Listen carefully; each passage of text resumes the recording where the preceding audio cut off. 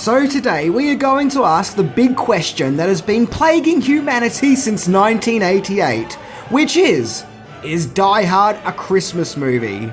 To which I would have to say, hell yeah, it's a Christmas movie. I mean, the movie is set at Christmas time and ends with the merry jingle of Let It Snow, and even features the main hero hiding a gun on his back and keeping it taped up with Christmas tape. If that isn't Christmas, then I don't know what is.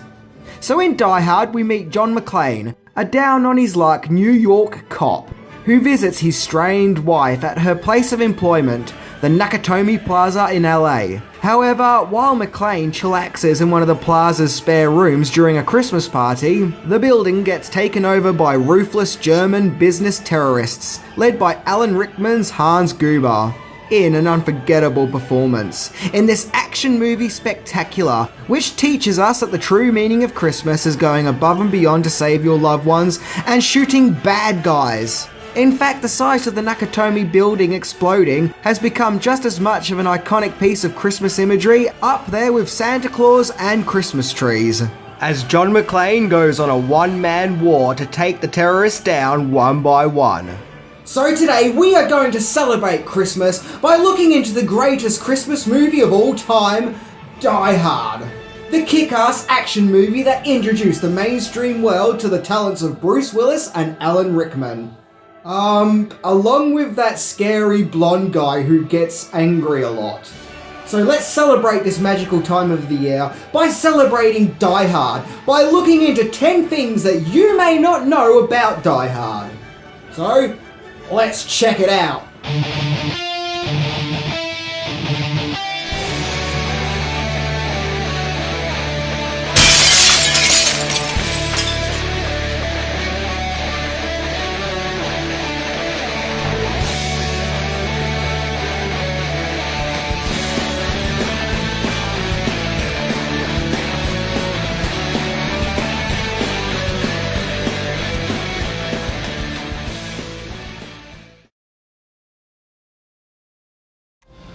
Mayday, mayday, anyone copying Channel 9? Terrorists have seized the Nakatomi building and are holding at least 30 people hostage.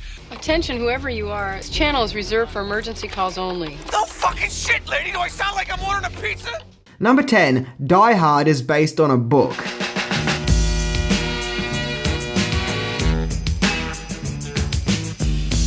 A lot of people don't realise this, but Die Hard is in fact based on a book, the 1979 novel Nothing Lasts Forever, written by Roderick Thorp.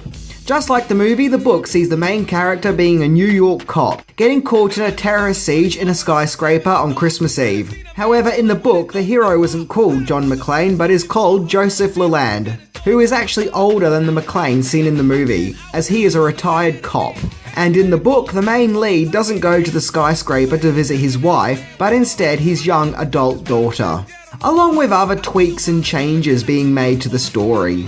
In Nothing Lasts Forever, Leland is much more of a disgruntled, questionable main lead, an anti-hero if you will, whereas in Die Hard, they definitely added more likability to the character. So if you ever wanted to experience a dark, alternative take on the Die Hard story, then check out the novel Nothing Lasts Forever. Number 9. The director bears all.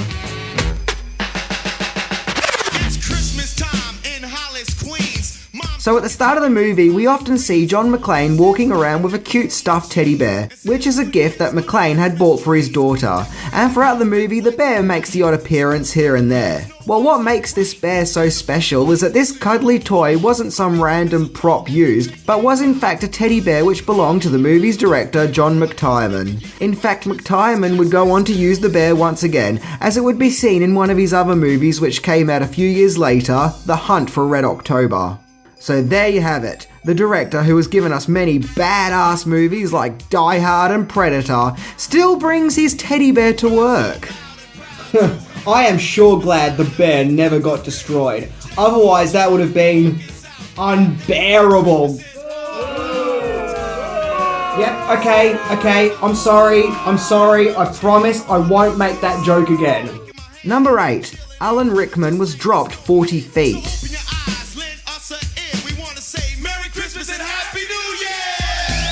In the movie's thrilling climax, we see a scuffle take place between hero John McClane and villain Hans Gruber, which would have the thrilling conclusion of Gruber falling to his death from the Nakatomi Plaza. However, in order to get this memorable shot, Rickman was actually dropped 40 feet. Yep, a staggering 40 feet. And in addition to that, Rickman was told that they would be dropping him in the countdown of 3, but actually dropped him in 2 in order to catch him off guard, so the look of shock on his face would be genuine. So yep, he looked shocked because he actually was. And incidentally, that was the last thing they shot with Alan Rickman, because they felt that he may have gotten pissed off after filming that scene, so thus it may have affected further filming with him. So yeah, they left it as the last thing to do with him. Number 7, Clint Eastwood wanted to make his own version. Oh, the weather outside is... As mentioned, Die Hard is in fact based on the novel Nothing Lasts Forever. Well, in the early 80s, no-nonsense movie tough man Clint Eastwood brought the rights to the novel, with the anticipation of making a movie out of it, with him starring as main lead Joseph Leland. It would have been an interesting movie, and I think that Eastwood would have been a more faithful adaptation to Leland than Bruce Willis's John McClane. As like the novel, I think that he would have been rougher and tougher, with more of a no-nonsense approach. In other words, the movie probably would have been Dirty Harry in a skyscraper. Go ahead. Make my day. But then again, Eastwood's plans of making the movie never happened. Number 6, Yippee-ki-yay, motherfucker is the 96th greatest movie line of all time. Well, according to Premiere Magazine it is anyway. The famous line which John McClane uses to taunt and get the last word in on his enemies has been used in all 5 Die Hard movies, as the sentence is just the perfect representation of the character, as it shows his slightly comedic outlook on life and how he observes he's nowhere near as cool villains he has had to come across. Yippee-ki-yay, motherfucker.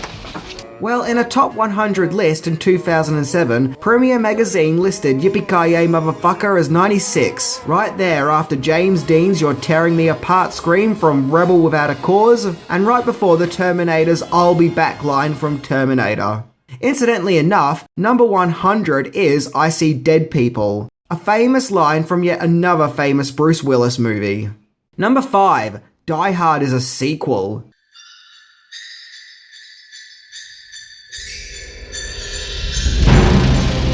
Well, technically, Die Hard is twice a sequel. And before you get confused and ask, twice a sequel? What does that mean? Well, let me explain. The book in which Die Hard is based on, Nothing Lasts Forever, is in fact a sequel to a 1966 book called The Detective, which was actually made into a movie in 1968, starring the one and only Frank Sinatra himself as Joseph Leland, a character that would become John McClane in Die Hard. Yep, technically speaking, Frank Sinatra is the first actor to play John McClane. Is it just me, or is that really weird? In fact, when Die Hard went into production, 20th Century Fox was contractually obliged to offer the role of the main lead to Sinatra, but thankfully being 73 at the time, he turned it down. But the reason Die Hard is twice a sequel is because the movie was originally conceived as being a sequel to the Arnold Schwarzenegger movie Commando. Commando came out just 2 years before Die Hard and would see Arnie as a Special Forces soldier, John Matrix, where he would take on an entire army to save his kidnapped daughter. Well, Die Hard would have seen Matrix return, but this time he's caught up in a hostage situation in a skyscraper. But along the way, the idea of making the movie a Commando sequel was scrapped, and Die Hard became its own film. Number 4, actors who might have been McClane.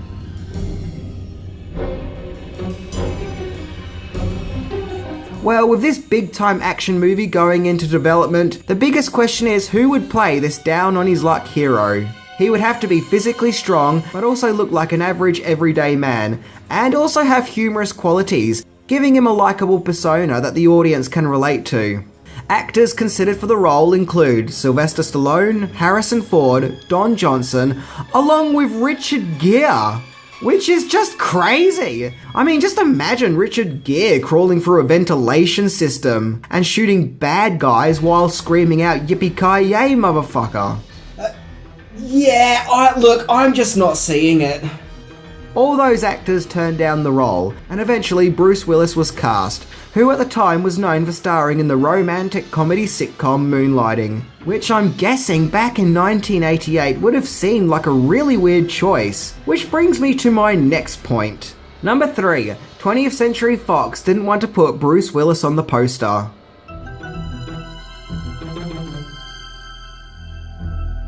Well, yeah, believe it or not, but 20th Century Fox was hesitant with advertising its main star on the Die Hard movie poster. And considering what a huge star Bruce Willis is today, this just seems hell crazy. Well, the reason is because back then, Willis wasn't a well-known actor. As mentioned, his most memorable performance was that of a romantic comedy series, which is hardly a role that screams out action hero. The studio was just worried that audiences wouldn't recognise him, and thus would not go and see the film. So, in retaliation, they didn't want to use his image on the movie's poster.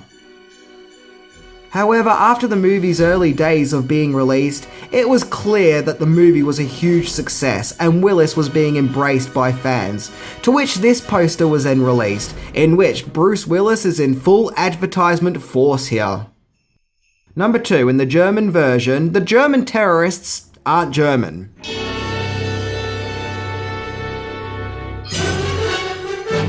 Probably to be more culturally sensitive towards Germany, in the German version of Die Hard, the terrorists, whom are described as being German terrorists in the American cut, are described as being European terrorists. Which is a sensible idea, as it wouldn't alienate its German audience, who probably wouldn't have liked being depicted as sly, ruthless, money-hungry, business-like killers. In fact, one thing we have to ask is, were the terrorists even German to start with? As in the original theatrical release of the movie, when we would see the actors speaking German to each other, they were actually just speaking gibberish. Something that was fixed with redubs when the movie was released on VHS. Number 1. Foreign movie titles.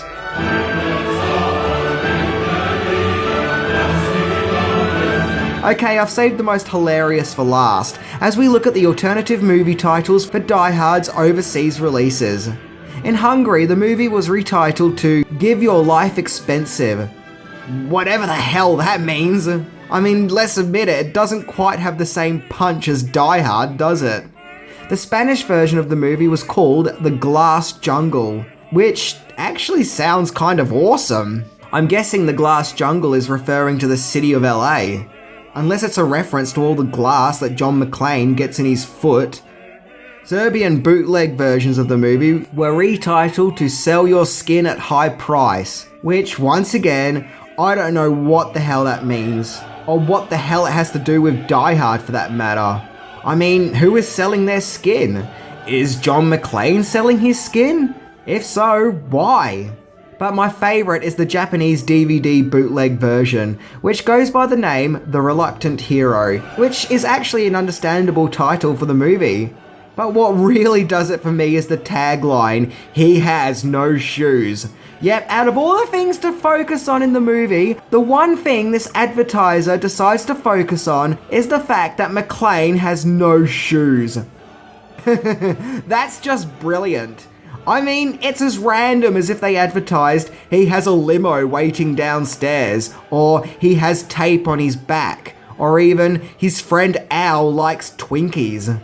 Oh, but it doesn't end there. When Reluctant Hero 2, aka Die Hard 2, was released, the movie proudly declared the tagline, "This time he has shoes." You know, to all the people wondering if John McClane would actually be wearing shoes in the sequel. Is it that much of a big deal in Japan? Can the knowledge of characters not wearing shoes be an impact on their decision making on whether or not to see a film?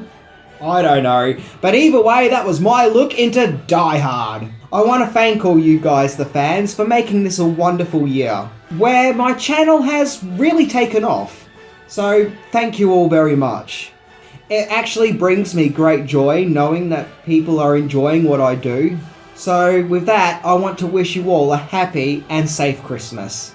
Please take care and enjoy being with your family, even the annoying family members. Be expecting more great content from me. The best is still to come. Anyway, I'm Minty and I'm wearing shoes. See ya!